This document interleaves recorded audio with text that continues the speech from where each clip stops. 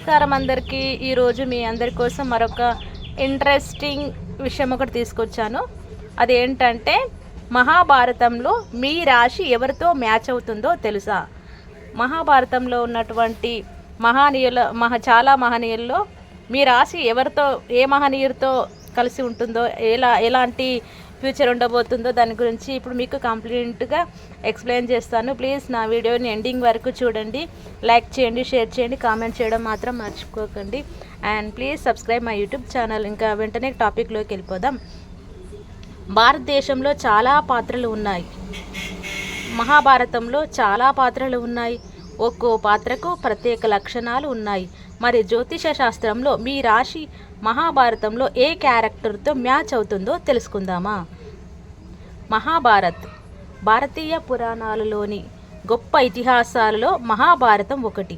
భారతంలో చాలా పాత్రలు ఉన్నాయి. ఒక్కో పాత్రకు ప్రత్యేక లక్షణాలు ఉన్నాయి. మరి జ్యోతిష శాస్త్రంలో మీ రాశి మహాభారతంలో ఏ క్యారెక్టర్తో మ్యాచ్ అవుతుందో తెలుసుకుందామా? తెలుగు ఆస్ట్రాలజీ మేషరాశి. మేషరాశి వారు భీముడితో మ్యాచ్ అవుతారంట. మేషరాశి వారు మహాభారతంలో భీముడి పాత్రతో సరిపోలతారు. ధైర్యం, శక్తి, యోధులు స్ఫూర్తికి మేషం ప్రసిద్ధి చెందింది. భీముడిలోని ఇవే లక్షణాలు ఉన్నాయి. భీముడిలో ఉండే లక్షణాలన్నీ మేషరాశిలో ఉన్నాయి. హద్దులేని ఉత్సాహంతో ఎలాంటి పోరాటానికైనా ముందుకు దూసుకుపోతారు అని కుటుంబాన్ని రక్షించడంలోనూ ముందుంటారు. ముక్కుసూటి స్వభావంతో నిర్భయంగా ఉంటారు.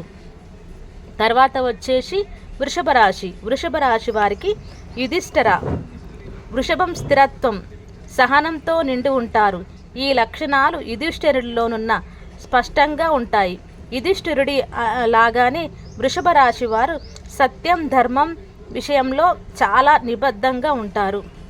తర్వాత వచ్చేసి మిథున రాశి. మిథున రాశి వారు శకుని. మిథున రాశి మహాభారతంలో శకుని క్యారెక్టర్ మ్యాచ్ అవుతుంది. శకునిలో ఉండే తెలివి, ద్వంద్వ స్వభావం మిథున రాశి వారిలో స్పష్టంగా ఉంటాయి. పాండవులు వనవాసానికి వెళ్ళటానికి, చివరకు కౌరవులతో యుద్ధం చేయడానికి, ఇలా మహాభారతం వెనుక అసలు కథ మొత్తం నడిపించింది శకుని అనే చెప్పాలి. మిథున రాశి వారు కూడా సైలెంట్, చేయాల్సినవన్నీ చేసేస్తూ ఉంటారు. ఇతరుల మనస్సు మార్చేలా మాట్లాడడం వీరికే సాధ్యం. తర్వాత వచ్చేసి కర్కాటక రాశి. కర్కాటక రాశి వారు కుంతి. కర్కాటక రాశి రక్షణ, సానుభూతి లక్షణాలకు ప్రసిద్ధి చెందింది. ఈ లక్షణాలు పాండవుల తల్లి కుంతిలో స్పష్టంగా ప్రతిబింబిస్తాయి. కుంతికి తన పిల్లల పట్ల లోతైన ప్రేమ, వారి శ్రేయస్సు కోసం వ్యక్తిగత త్యాగాలు చేయడానికి సిద్ధపడ్డారు. కర్కాటక రాశి వారు కూడా నిత్యం కుటుంబం కోసం తాపత్రయపడుతూ ఉంటారు. తర్వాత వచ్చేసి సింహరాశి. సింహరాశి వారు కర్ణుడితో సమానం.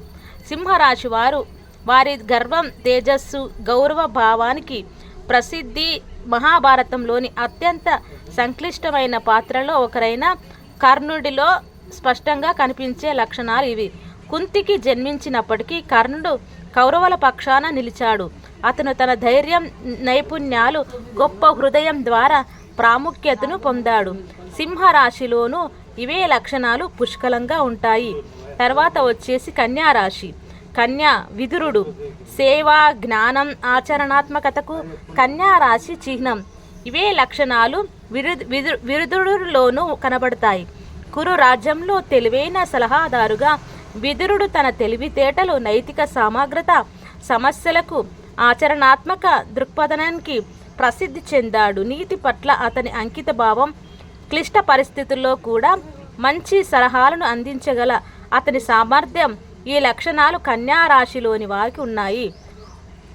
తర్వాత వచ్చేసి తులారాశి. తులారాశి వారు ద్రౌపది. శుక్రుడు పాలించే రాశి తుల.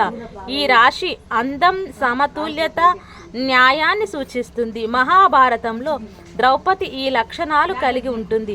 ఆమె అందం, దయకు ప్రసిద్ధి చెందింది. ద్రౌపది న్యాయానికి చిహ్నంగా కూడా నిలుస్తుంది. కౌరవ సభలో అవమానం తర్వాత న్యాయం కోసం ఆమె పట్టుదల తులారాశిని ప్రతిబింబిస్తుంది. తర్వాత వచ్చేసి వృశ్చిక రాశి. వృశ్చిక రాశి వారు దుర్యోధనుడు. వృశ్చికం తీవ్రత, ఆశయం, అధికారం కోసం కోరికతో ముడిపడి ఉంది. ఇవి దుర్యోధనుడిలో స్పష్టంగా కనిపించే లక్షణాలు. మహాభారతంలో ప్రధాన విరోధిగా పాండవులతో దుర్యోధను నుండి తీవ్రమైన శత్రుత్వం, రాజ్యాన్ని పరిపాలించాలనే అతిని అనకువలేని ఆశయం వృశ్చిక రాశి లక్షణంతో ముడిపడి ఉంటుంది. తర్వాత వచ్చేసి ధనుస్సు రాశి అర్జునుడు. సాహస స్ఫూర్తి, స్వేచ్ఛ పట్ల ప్రేమ, జ్ఞానం కోసం తపనకు ప్రసిద్ధి చెందిన ధనుస్సు మహాభారతంలో అర్జునుడు 3వ పాండవ సోదరుడు. అర్జునుడు ఒక నిష్ణాతుడైన విలుకారుడు, సత్యాన్వేషకుడు. ఈ లక్షణాలన్నీ ధనుస్సు రాశిలో స్పష్టంగా ఉంటాయి. తర్వాత వచ్చేసి మకర రాశి భీష్ముడు.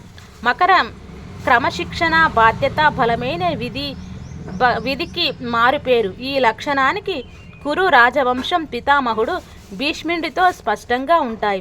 భీష్ముడి బ్రహ్మచర్య ప్రతిజ్ఞ, హస్తినాపూర్ మహాసింహాసనాన్ని రక్షించడానికి అతని జీవితకాలం నిబద్ధత మకర రాశిలో కనబడతాయి.